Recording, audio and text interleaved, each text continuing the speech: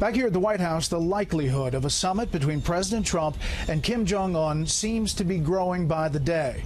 A top North Korean official has been dispatched to New York. He will meet with America's top diplomat Wednesday.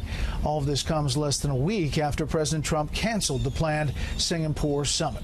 Chief White House correspondent John Roberts is here on the North Lawn with me tonight. Good evening, John. Brett, good evening to you. The White House isn't yet ready to declare the summit back on, and even if it is back on, it may be impossible to hold it on June the 12th, may have to be slid back a couple of days, but the planning is proceeding full steam ahead.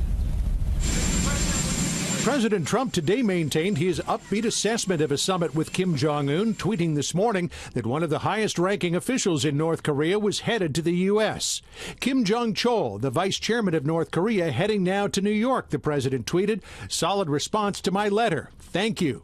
Kim Jong-chol was the head of North Korea's cyber spying agency and was sanctioned by the Obama administration in 2015 for allegedly orchestrating the hack attack on Sony Pictures. He was also at Kim Jong-un's side during the meeting with South Korean President Moon Jae-in.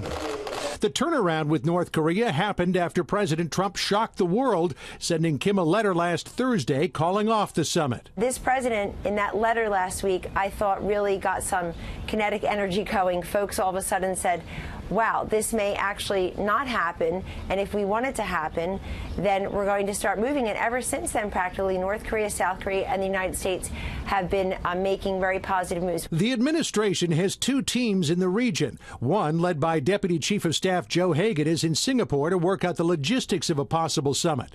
Another team is at the DMZ, nailing down some of the diplomatic issues. And Secretary of State Mike Pompeo will meet in New York tomorrow with Kim Jong-chol. We are still finalizing exactly what these meetings will look like, but the Secretary will be heading up to New York tomorrow, and I believe returning sometime on Thursday. I think it's pretty impressive thinking about where we were 1 year ago, where we were even 6 months ago, for that matter, and now we have 3 simultaneous meetings taking place on this matter to talk about the denuclearization of the Korean Peninsula. And President Trump will have one last meeting with Japanese Prime Minister Shinzo Abe ahead of June 12th. Abe will visit the White House next Thursday to talk strategy.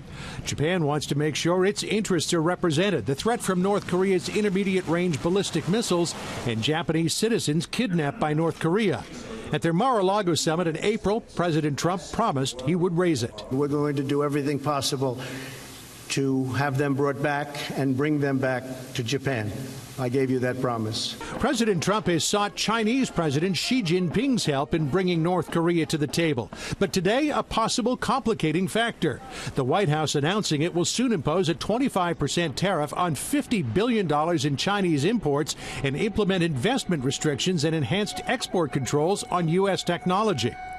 China responded tersely to what it saw as a negotiating tactic in broader trade talks. In a statement, the Ministry of Commerce saying, "We are surprised by the strategic statement released by the White House, but at the same time, it is somewhat expected." And President Trump got some blowback over a tweet he sent out on Memorial Day when he posted, "Happy Memorial Day. Those who died for our great country would be very happy and proud at how well our country is doing today. Best economy in decades, lowest unemployment numbers for blacks and Hispanics ever, and women in 18 years, rebuilding our military, and so much more. Nice." That prompted a sober response from the former chairman of the Joint Chiefs of Staff, General Martin Dempsey, tweeting, "This day, of all days of the year, should not be about any one of us, no matter how prestigious or powerful, no matter how successful we perceive ourselves to be."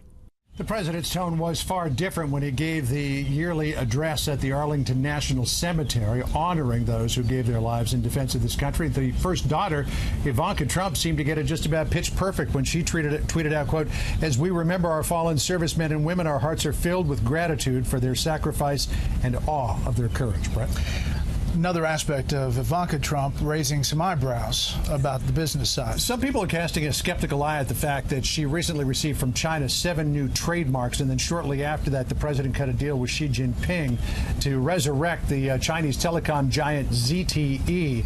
Abigail Clem, who runs the Ivanka Trump brand for the first daughter, said that it's business as usual. They were simply trying to protect the trademarks in an era when there are so many trademark violations. The White House pointing out that while the president did cut a deal with Xi Jinping to save ZTE, he also this morning said that he was set to impose a 25% tariff on $50 billion worth of Chinese goods. A lot of moving parts. John, as always, thank you.